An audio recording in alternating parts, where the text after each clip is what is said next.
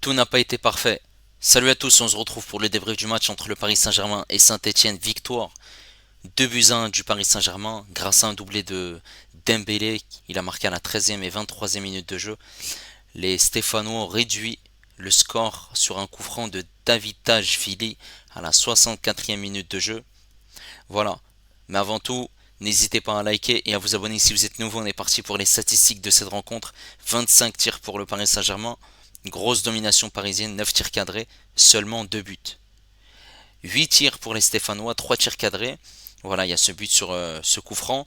41% de possession de balle pour les Stéphanois, 59 pour le Paris Saint-Germain, 605 passes pour le Paris Saint-Germain, 431 pour les Stéphanois, précision de passe à 88%, précision de passe à 80% pour Saint-Etienne, 16 fautes pour le Paris Saint-Germain, 11 pour Saint-Etienne, il y a eu un carton jaune parisien, 2 pour Saint-Etienne, 2 hors-jeu parisiens, 0 pour Saint-Etienne, 7 corners parisiens et 3 pour Saint-Etienne. Et là on est parti en image pour les 3 buts du match. Alors on voit qu'il y a un turnover de la part de Luis Enrique pour le 11 parisien. Marquinhos qui est blessé, il est sur le banc. Pacho est également sur le banc. On a Donnarumma, Hakimi, Beraldo, Hernandez et Mendes. Au milieu de terrain, pas de João Neves, pas de Zaire Emery, pas de Vitinha. On a Fabien Ruiz qui est devant la défense, accompagné de Mayoulou qui fait son retour avec le Paris Saint-Germain puisqu'il a été blessé pendant un bon petit moment. Lee à ses côtés et en attaque on a Ramos qui est titulaire. À gauche, Barcola retrouve une place de titulaire et Dembélé est sur le côté droit. Doué est sur le banc. Et pour cette équipe de Saint-Etienne, c'est un 4-3-3 tout simplement. C'est à la 12e minute de jeu que les Parisiens vont partir très très rapidement avec cette passe de Lee pour Dembélé. Dembélé va accélérer, Dembélé va faire un crochet aux abords de la surface de réparation. Il va pouvoir rentrer dans cette surface de réparation. On voit qu'il y a deux joueurs stéphanois autour de lui et à ce moment-là, il voit qu'il y a une ouverture, il frappe, il marque un magnifique but. Il n'a pas les pieds carrés cette fois-ci et il permet au Paris Saint-Germain d'ouvrir le score dans ce match. Voilà, on voit la joie de Dembélé. Ensuite, quelques minutes plus tard, on voit sur un centre de Hakimi qu'il y a une main d'un joueur stéphanois. Au début, l'arbitre n'avait pas désigné le point de pénalty, mais il a été appelé à la VAR et finalement, on voit clairement qu'il y a pénalty. L'arbitre désigne le point de pénalty. C'est Dembélé qui va se charger de le convertir et il va le faire parfaitement. Là, on voit juste avant qu'il le frappe, le regard déterminé pour marquer ce but. Et il le fait parfaitement puisqu'il tire à gauche et le gardien était parti à droite. Il l'a pris à contre-pied. C'est simple, c'est efficace. Bravo à lui. Un doublé pour Dembélé. Et ensuite en deuxième mi-temps, on est à la 63e minute de jeu. Cette équipe de Saint-Etienne qui va avoir un coup franc. David Tajvili va le tirer et va marquer. Donnarumma est battu. Les joueurs parisiens sont également battus, mais Donnarumma devait faire largement mieux. Voilà, il y a cette réduction du score qui reste anecdotique puisque le Paris Saint-Germain gagne cette rencontre sur ce score de 2 buts à 1 et reste toujours leader avec 7 points d'avance sur l'Olympique de Marseille, deuxième. Avant de parler de cette rencontre, les poursuivants du PSG, il y en a qui ont qui était au ralenti. Clairement, Monaco qui a fait match nul contre Nantes vendredi, Lille qui a été tenu en échec par Auxerre, les Lyonnais qui ont perdu contre Brest 2 buts à 1. Voilà. On a par contre la victoire de Marseille 2 buts à 1 contre Rennes et la victoire de Nice contre Reims 4 buts à 2. Clairement les gagnants de ce week-end c'est Marseille et Nice puisque Marseille prend 5 points d'avance sur Monaco qui est troisième mais reste malgré tout à 7 points de retard sur le Paris Saint-Germain qui est leader avec 43 points et Nice qui revient 1 point de la troisième place.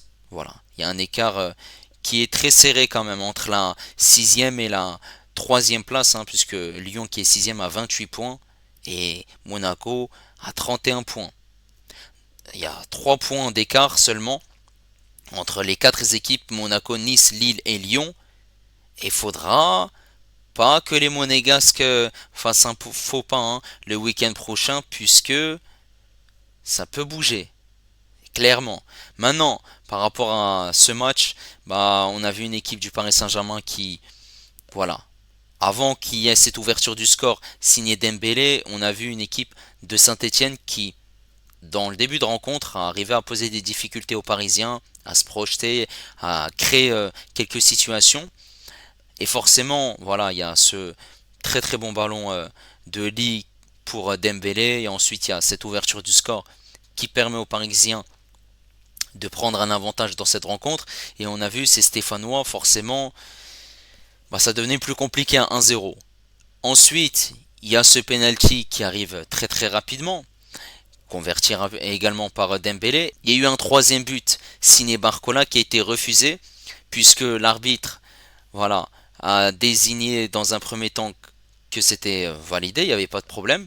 Et dans un second temps, il a été appelé par la VAR. Il a refusé ce but puisqu'il a jugé qu'il y avait une faute de Barcola sur un joueur stéphanois. Voilà. Ouais, j'ai pas vraiment compris. C'était sur l'action de jeu, Bouchouari qui perd le ballon. Il n'y a pas vraiment faute hein, de Barcola, clairement. Pour moi, le but il devait être validé. Et forcément, ça aurait pas été le même score et la même physionomie de match hein, à 3-0, c'est pas comme à 2-0. Voilà. Forcément, en deuxième mi-temps, on a vu des Stéphanois voilà, qui avaient certaines occasions. Le Paris Saint-Germain qui devait concrétiser ces occasions, ils en ont eu en première mi-temps et en seconde mi-temps. Voilà. Forcément, ils ont réussi à marquer ces Stéphanois à la 64e minute de jeu. Et ces Parisiens ont malgré tout eu encore des occasions dans cette fin de rencontre, mais ils n'ont pas réussi à les concrétiser, que ce soit Barcola, que ce soit des frappes en dehors de la surface de réparation Dembélé, ou bien Doué, même lorsqu'il est rentré, Ramos qui a loupé une grosse situation hein, en première mi-temps sur un centre de Mendes, et forcément, bah, tu devais faire largement mieux, et à l'arrivée, qu'est-ce qui se passe? Bah, c'est que tu te mets en danger. Tu te mets en danger et tu laisses ces Stéphanois pouvoir revenir au score et même accrocher un match nul de partout. Tu dois mettre ce troisième but, hein, clairement pour te mettre à l'abri. Voilà. Ensuite, il y a eu des changements hein, du coup qui ont été effectués par Luis Enrique. Mais bon, à l'arrivée, voilà, le Paris Saint-Germain gagne son match. Mais comme je l'ai dit, il y avait ce manque de finition et forcément, il y a aussi des aspects où le Paris Saint-Germain n'a pas été bon aujourd'hui.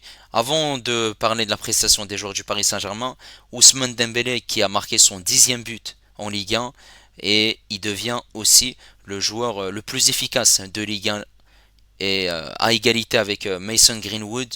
Donc 10 buts et 4 passes décisives pour Ousmane Dembélé. Forcément, hein, ces Stéphanois, ça devient plus compliqué que prévu puisqu'ils sont 16e. Et ils sont du coup barragistes. Maintenant, en parlant de la prestation des joueurs du Paris Saint-Germain, on va commencer par Donnarumma. Donnarumma, bah, il n'a pas eu grand-chose à faire, il n'a pas vraiment été inquiété par ces Stéphanois qui n'ont pas vraiment attaqué.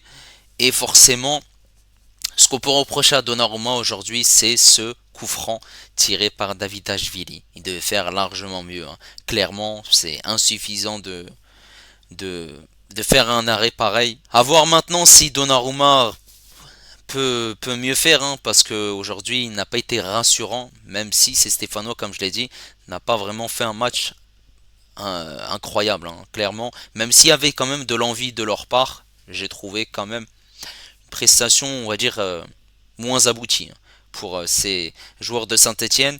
Voilà. Sur le côté droit, Hakimi, il a été excellent. Hakimi sur le côté droit, bah, il a été au top. Hein.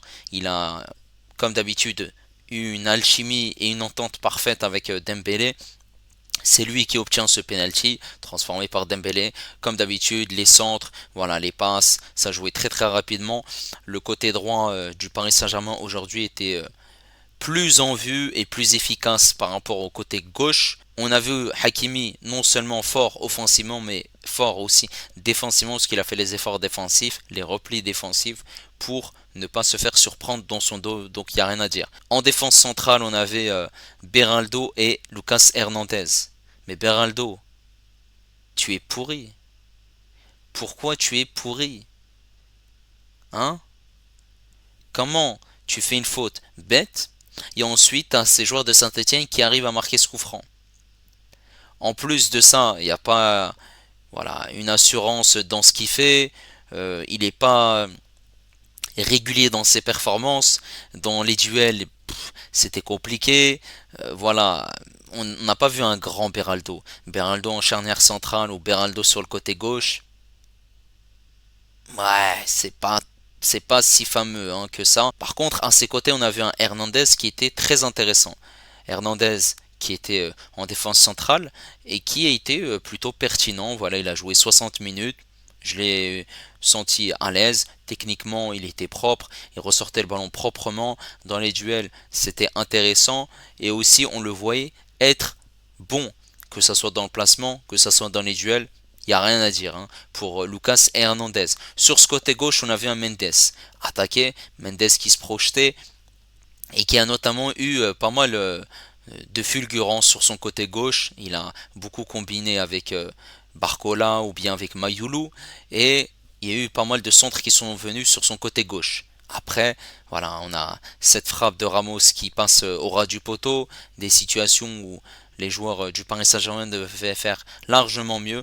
Bon, voilà, j'ai vu quand même un Mendes plutôt intéressant, mais bon, c'était pas forcément la même efficacité. Je devrais dire ça comme ça par rapport au côté droit, Hakimi, Dembélé. Voilà, l'efficacité sur le côté gauche. C'était compliqué parce qu'on avait un Barcola qui a marqué dans un premier temps mais but refusé et un Barcola qui a eu beaucoup de situations. Hein. On va y venir juste après.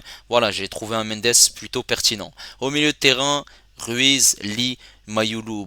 Ruiz, ouais, devant la défense, c'était pas décevant, mais bon, c'est pas un grand Fabien Ruiz. C'est un Fabien Ruiz qui a eu le ballon, qui a récupéré quelques ballons et qui a eu, voilà, certaines passes intéressantes. C'est pas un Fabien Ruiz qui a été dégueulasse, hein, mais bon, c'est un Fabien Ruiz qui a été, on va dire, très moyen. Il a fait les passes vers l'avant, il a récupéré quelques ballons.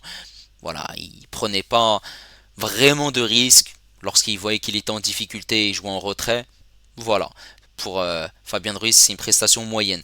Par contre, Lee, il a été pertinent. Lee, non seulement il attaquait, il arrivait à servir ses partenaires rapidement au niveau des passes, mais aussi à poser des difficultés à cette équipe de Saint-Etienne de par des frappes en dehors de la surface de réparation. Mais dans cette surface de réparation, il a pu servir ses coéquipiers aussi et être pertinent tout simplement. À ses côtés, on avait Mayulu. Mayulu, il a fait un match, on va dire, intéressant. Voilà, c'est pas une prestation, on va dire, qui était catastrophique. Hein. Il a été pertinent, il a joué une touche de balle, il a pu combiner notamment sur ce côté gauche avec Mendes et Barcola. Il a pu aussi jouer vers l'avant, combiner, notamment aussi avec les attaquants, faire les replis défensifs. Voilà un match intéressant pour Mayulu. Et en attaque, Dembélé, Ramos et Barcola. On va commencer directement par Ramos. Ramos a eu des situations, surtout en première mi-temps, que ça soit de la tête, que ça soit aussi sur le côté gauche, mais voilà, il n'a pas réussi à les mettre au fond. Beaucoup d'occasions manquées, il a eu la chance aujourd'hui d'être titulaire, d'habitude il est remplaçant, il rentre en cours de match, et je pense que ça va être bah, compliqué pour lui parce que le prochain match en Ligue 1, il sera sûrement sur le banc. Voilà, ça a donné raison à Luis Enrique de le faire sortir du banc et de le faire rentrer en cours de jeu pour qu'il marque. Là aujourd'hui il a eu quelques situations mais il n'a pas réussi à les aboutir. Deuxième mi-temps, voilà, surtout en début de deuxième mi-temps, on ne l'a pas vraiment vu et après il est sorti à la demi-heure de jeu remplacé par Doué. Sur le côté droit, on a vu un grand Dembélé. Dembélé est efficace et Dembélé est en forme. C'est lui qui marque ce but hein, lors du trophée des champions contre l'AS Monaco et aujourd'hui il marque un doublé. Il aurait hein, pu mettre un triplé. Voilà, il a été pertinent, très très intéressant. Il a pu combiner avec Hakimi, il a fait beaucoup de différences. Ses dribbles, il était très très intéressant et il a posé beaucoup de difficultés. Et aussi, il faut remarquer que Dembélé, non seulement il a posé des difficultés à cette équipe de Saint-Etienne, mais il a varié son jeu. Le jeu court, le jeu long, les centres. Il a aussi par moment fait des crochets et aussi rentré avec son pied gauche ou bien son pied droit et enchaîné de par cette frappe et ce premier but dans cette rencontre. Il a varié son jeu comme je l'ai dit et aussi joué avec ses partenaires de par des combinaisons, de par aussi la, la, les accélérations qu'il a pu faire dans cette rencontre face à cette équipe de Saint-Etienne, mais surtout une défense qui a eu du mal à défendre sur Dembélé. Voilà, c'est parfait pour lui et on espère qu'il va maintenir ce niveau durant cette deuxième partie de saison. Sur ce côté gauche, on a un Barcola qui a marqué. Barcola s'est vu le but refusé malheureusement pour une faute qui, pour moi, il n'y avait pas faute clairement sur Bouchouari, puisque Bouchouari perd le ballon. Et voilà. Dans un premier temps, l'arbitre avait jugé qu'il y avait but, mais finalement, ça a été refusé. Mais j'ai trouvé surtout que Barcola a eu beaucoup d'occasions dans cette rencontre. Il y a eu du mieux pour Barcola. Ça fait un petit moment qu'il n'a pas marqué, mais il a surtout raté beaucoup d'occasions. Des frappes au-dessus, beaucoup d'occasions manquées. Il aurait dû faire largement mieux. C'est dommage, hein. On n'a pas vu un Barcola qui a été récompensé. Voilà, malheureusement. Et forcément, on a eu aussi des entrées en jeu, on va dire, pertinentes, hein, notamment Doué et Vitinha au milieu de terrain pour réguler ce milieu de terrain, la passe de Mayoulou notamment. Un Doué qui a été intéressant lorsqu'il est rentré et on l'a vu dribbler, on l'a vu prendre le couloir gauche, accélérer, mettre ses Stéphanois en difficulté. Voilà, c'est intéressant.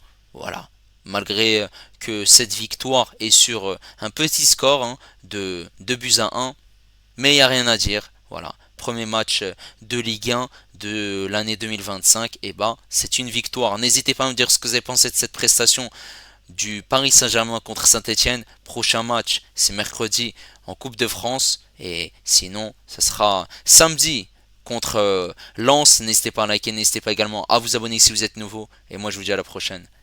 Ciao les amis, ici c'est Paris.